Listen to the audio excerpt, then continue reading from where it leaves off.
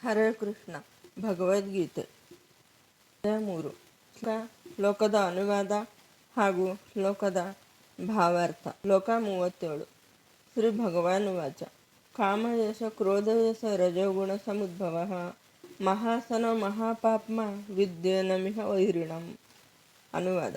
ದೇವೋತ್ತಮ ಪರಮಪುರುಷನು ಹೇಳಿದನು, ಅರ್ಜುನ, ರಜೋಗುಣದ ಸಂಪರ್ಕದಿಂದ ಹುಟ್ಟಿ ಅನಂತರ ಕ್ರೋಧವಾಗಿ ಮಾರ್ಪಡುವ ಕಾಮವೇ ಇದಕ್ಕೆ ಕಾರಣ.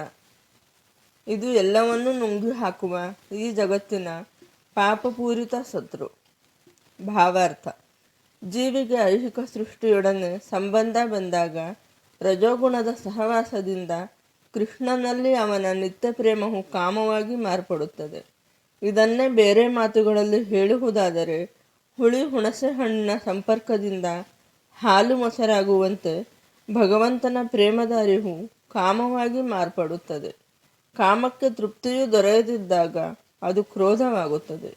ಕ್ರೋಧವು ಸಮೋಹವಾಗಿ ಪರಿವರ್ತನೆಯಾಗುತ್ತದೆ ಮತ್ತು ಸಮೋಹದಿಂದ ಐಹಿಕ ಅಸ್ತಿತ್ವವು ಮುಂದುವರಿಯುತ್ತದೆ.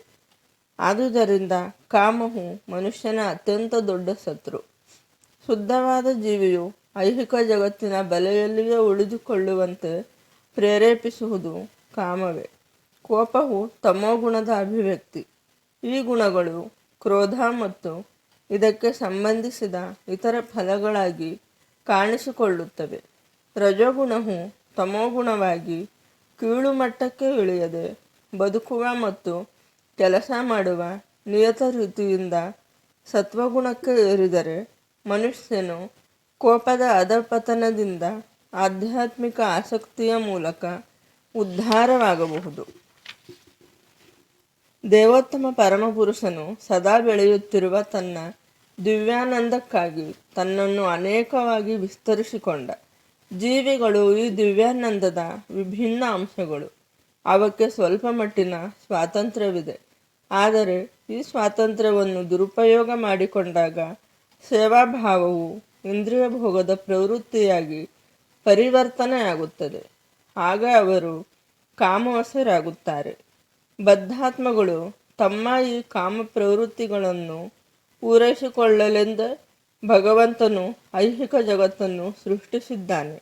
ದೀರ್ಘಕಾಲದ ಕಾಮಪೂರಿತ ಚಟುವಟಿಕೆಗಳಿಂದ ಜೀವಿಗಳು ದಿಗ್ಭ್ರಮೆಗೊಂಡಾಗ ಅವು ತಮ್ಮ ನಿಜವಾದ ಸ್ಥಾನವನ್ನು ಕುರಿತು ಪ್ರಶ್ನಿಸಲು ಪ್ರಾರಂಭಿಸುತ್ತವೆ. ಈ ಪ್ರಶ್ನೆಯೇ ವೇದಾಂತ ಸೂತ್ರಗಳ ಪ್ರಾರಂಭ. ಅಲ್ಲಿ ಅಥಾತೋ ಬ್ರಹ್ಮ ಜಿಜ್ಞಾಸ. ಮನುಷ್ಯನು ಪರಾತ್ಪರವನ್ನು ಕುರಿತು ಜಿಜ್ಞಾಸೆಯನ್ನು ಮಾಡಬೇಕು ಎಂದು ಹೇಳಿದೆ. ಶ್ರೀಮದ್ ಭಾಗವತದಲ್ಲಿ ಪರಾತ್ಪರವನ್ನು ಜನ್ಮಾದ್ಯಸ್ಯ ಯತೋನ್ವಯಾತ್ ಇತರತಶ್ಚ ಅಥವಾ ಎಲ್ಲದರ ಮೂಲವು ಪರಬ್ರಹ್ಮ ಎಂದು ವಿವರಿಸಿದೆ. ಆದುದರಿಂದ ಕಾಮದ ಮೂಲವು ಪರಾತ್ಪರವೇ. ಆದುದರಿಂದ ಕಾಮವನ್ನು ಪರಾತ್ಪರದ ಪ್ರೇಮವನ್ನಾಗಿ ಪರಿವರ್ತಿಸಿದರೆ ಅಥವಾ ಕೃಷ್ಣ ಪ್ರಜ್ಞೆಯಾಗಿ, ಬೇರೆ ಮಾತುಗಳಲ್ಲಿ ಹೇಳುವುದಾದರೆ ಎಲ್ಲವನ್ನೂ ಕೃಷ್ಣನಿಗಾಗಿ ಬಯಸುವುದನ್ನಾಗಿ ಪರಿವರ್ತಿಸಿದರೆ ಕಾಮವನ್ನು ಕ್ರೋಧವನ್ನು ಆಧ್ಯಾತ್ಮವಾಗಿ ಪರಿವರ್ತಿಸಬಹುದು. ಶ್ರೀರಾಮನ ಮಹಾಭಕ್ತನಾದ ಹನುಮಂತನು ರಾವಣನ ಸ್ವರ್ಣನಗರವನ್ನು ಸುಟ್ಟು ತನ್ನ ಕೋಪವನ್ನು ತೋರಿಸಿಕೊಂಡನು. ಆದರೆ ಹೀಗೆ ಮಾಡಿ ಆತನು ಭಗವಂತನ ಅತ್ಯಂತ ಶ್ರೇಷ್ಠ ಭಕ್ತನಾದನು. ಇಲ್ಲಿ ಭಗವದ್ಗೀತೆಯಲ್ಲಿ ಸಹ ಭಗವಂತನ ತೃಪ್ತಿಗಾಗಿ ಅರ್ಜುನನು ತನ್ನ ಶತ್ರುಗಳ ಮೇಲೆ ತನ್ನ ಕೋಪವನ್ನು ಪ್ರಯೋಗಿಸುವಂತೆ ಭಗವಂತನು ಅವನನ್ನು ಪ್ರೇರೇಪಿಸುತ್ತಾನೆ.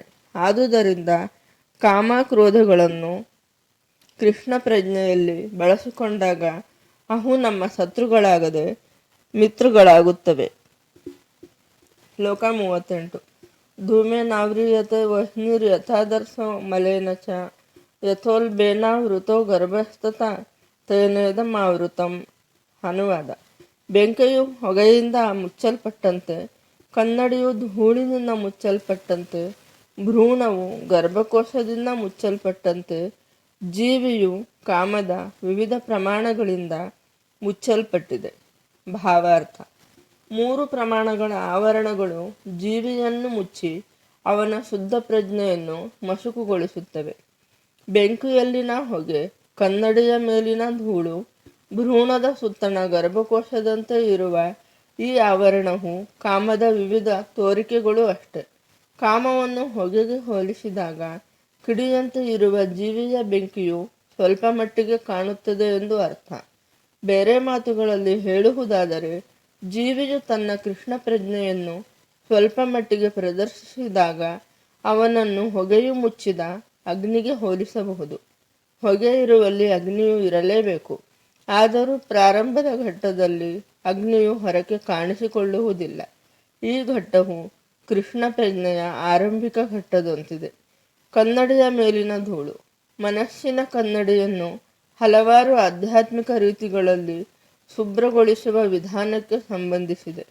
ಅತ್ಯುತ್ತಮ ಮಾರ್ಗವೆಂದರೆ ಭಗವಂತನ ಪಾವನ ನಾಮದ ಸಂಕೀರ್ತನೆ. ಗರ್ಭಕೋಶವು ಭ್ರೂಣವನ್ನು ಆವರಿಸಿರುವ ಸಾದೃಶ್ಯವು ನಿಸ್ಸಹಾಯಕ ಸ್ಥಿತಿಯನ್ನು ಸೂಚಿಸುತ್ತದೆ.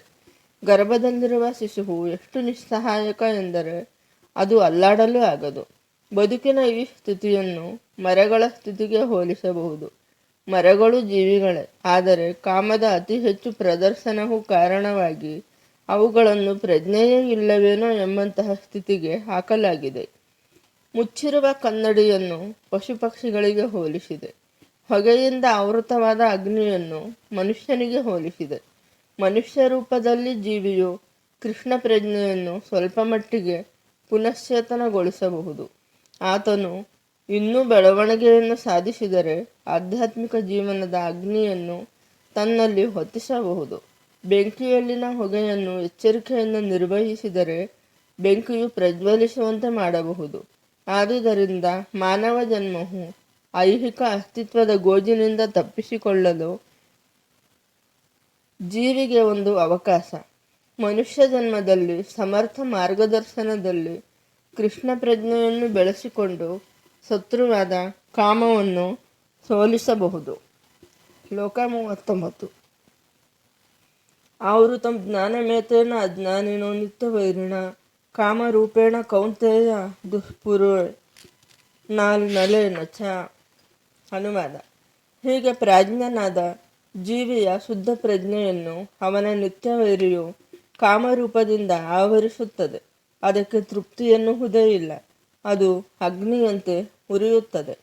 ಭಾವಾರ್ಥ: ಒಂದೇ ಸಮನೆ ಇಂಧನವನ್ನು ಪೂರೈಸುವುದರಿಂದ ಅಗ್ನಿಯು ಹೇಗೆ ಆರುವುದಿಲ್ಲವೋ ಹಾಗೆ ಎಷ್ಟೇ ಇಂದ್ರಿಯ ಭೋಗದಿಂದಲೂ ಕಾಮಕ್ಕೆ ತೃಪ್ತಿಯಾಗುವುದಿಲ್ಲ ಎಂದು ಮನುಸ್ಮೃತಿಯಲ್ಲಿ ಹೇಳಿದೆ.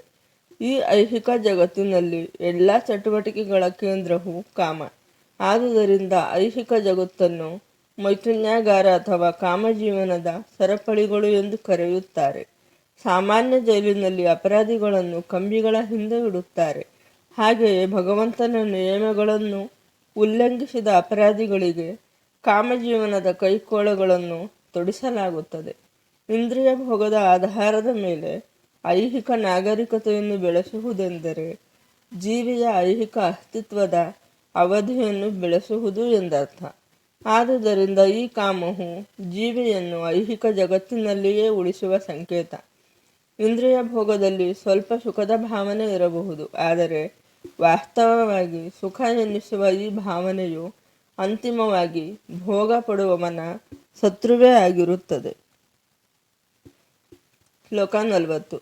ಇಂದ್ರಿಯಾಣಿ ಮನೋಬುದ್ಧಿ ರಸ್ಯ ಅಧಿಷ್ಠಾನ ಮುಚ್ಯತೆ ಏತರ್ವಿಮೋಹಯತ್ತೆ ಸ ಜ್ಞಾನಮಾವೃತ್ಯ ದೇಹಿನಂ. ಅನುವಾದ: ಈ ಕಾಮಕ್ಕೆ ಇಂದ್ರಿಯಗಳು, ಮನಸ್ಸು ಮತ್ತು ಬುದ್ಧಿ ಆವಾಸ ಸ್ಥಾನಗಳು. ಅವುಗಳ ಮೂಲಕ ಕಾಮವು ಜೀವಿಯ ಜ್ಞಾನವನ್ನು ಆವರಿಸಿ ಅವನನ್ನು ದಿಕ್ಕುಗೆಡಿಸುತ್ತವೆ. ಭಾವಾರ್ಥ: ಬದ್ಧಾತ್ಮನ ದೇಹದಲ್ಲಿ ಶತ್ರುವು ಆಯಕಟ್ಟಿನ ಸ್ಥಾನಗಳನ್ನು ವಶ ಮಾಡಿಕೊಂಡಿದ್ದಾನೆ. ಶತ್ರುವನ್ನು ಸೋಲಿಸಲು ಬಯಸುವವನಿಗೆ ಶತ್ರು ಎಲ್ಲಿದ್ದಾನೆ ಎಂದು ತಿಳಿಯಬೇಕು. ಆದುದರಿಂದ ಕೃಷ್ಣನು ಆ ಸ್ಥಳಗಳ ಸುಳಿವನ್ನು ಕೊಡುತ್ತಿದ್ದಾನೆ. ಇಂದ್ರಿಯಗಳ ಎಲ್ಲ ಚಟುವಟಿಕೆಗಳ ಕೇಂದ್ರ ಮನಸ್ಸು. ಆದುದರಿಂದ ಇಂದ್ರಿಯ ವಸ್ತುಗಳ ವಿಷಯವನ್ನು ಕೇಳಿದಾಗ ಸಾಮಾನ್ಯವಾಗಿ ಮನಸ್ಸು ಎಲ್ಲ ಇಂದ್ರಿಯ ಭೋಗಗಳ ಯೋಚನೆಗಳ ಆಗರವಾಗುತ್ತದೆ. ಇದರ ಪರಿಣಾಮವಾಗಿ ಮನಸ್ಸು, ಇಂದ್ರಿಯಗಳು ಕಾಮದ ಭಂಡಾರಗಳಾಗುತ್ತವೆ. ಅನಂತರ ಬುದ್ಧಿಯ ವಿಭಾಗವು ಇಂತಹ ಕಾಮ ಪ್ರವೃತ್ತಿಗಳ ರಾಜಧಾನಿಯಾಗುತ್ತದೆ. ಬುದ್ಧಿಯು ಆತ್ಮದ ನೆರೆಮನೆಯ ನಿವಾಸಿ. ಕಾಮಪೂರಿತ ಬುದ್ಧಿಯು ಆತ್ಮವು ಅಹಂಕಾರವನ್ನು ಪಡೆಯುವಂತೆ ಮತ್ತು ಜಡ ವಸ್ತುವಿನೊಂದಿಗೆ ಆ ಮೂಲಕ ಮನಸ್ಸು ಮತ್ತು ಇಂದ್ರಿಯಗಳೊಂದಿಗೆ ತನ್ನನ್ನು ಗುರುತಿಸಿಕೊಳ್ಳುವಂತೆ ಪ್ರಭಾವವನ್ನು ಬೀರುತ್ತದೆ. ಆತ್ಮವು ಹೀಗೆ ಐಹಿಕ ಇಂದ್ರಿಯಗಳ ಭೋಗದ ವ್ಯಸನಕ್ಕೆ ತುತ್ತಾಗುತ್ತದೆ. ಇದೇ ನಿಜವಾದ ಸುಖ ಎಂದು ಭ್ರಮಿಸುತ್ತದೆ. ಆತ್ಮವು ಹೀಗೆ ತಪ್ಪಾಗಿ ಗುರುತಿಸಿಕೊಳ್ಳುವುದನ್ನು ಶ್ರೀಮದ್ ಭಾಗವತದಲ್ಲಿ ಬಹು ಸೊಗಸಾಗಿ ವರ್ಣಿಸಿದೆ. ಯಸ್ಮಾತ್ಮ ಬುದ್ಧಿ ಕುಣಪೆ ತ್ರಿಧಾತುಕೆ ಸ್ವದೀಹಿ ಕಲತ್ರಾದಿಷು ಭೌಮ ಯುಜ್ಯದೇಹಿ ಯತ್ತೀರ್ಥ ಬುದ್ಧಿ ಸಲಿಲೇನ ಕರ್ಹಿಚಿತ್ ಜನ್ಯಷ್ಣ ವಿಜ್ಞೇಶು ಸ ಏವ ಗೋಖರಃ. ಯಾವ ಮನುಷ್ಯನು ತ್ರಿಧಾತುಗಳಿಂದ ಆದ ಈ ದೇಹವನ್ನು ತಾನೆಂದು ಗುರುತಿಸುವನೋ, ದೇಹದ ಉತ್ಪಾದನೆಗಳನ್ನು ತನ್ನ ಬಂಧುಗಳೆಂದು ಪರಿಗಣಿಸುವನೋ, ತಾನು ಹುಟ್ಟಿದ ಭೂಮಿಯು ಪೂಜಾರ್ಹವೆಂದು ಭಾವಿಸುವನೋ ಮತ್ತು ಆಧ್ಯಾತ್ಮಿಕ ತಿಳುವಳಿಕೆ ಉಳ್ಳವರನ್ನು ಭೇಟಿ ಮಾಡುವ ಬದಲು ಸ್ನಾನ ಮಾಡುವುದಕ್ಕಾಗಿ ಯಾತ್ರಾ ಸ್ಥಳಕ್ಕೆ ಹೋಗುವನೋ, ಅವನನ್ನು ಒಂದು ಕತ್ತೆಯಂತೆ ಅಥವಾ ಹಸುವಿನಂತೆ ಪರಿಗಣಿಸಬೇಕು. ಹರೇ ಕೃಷ್ಣ.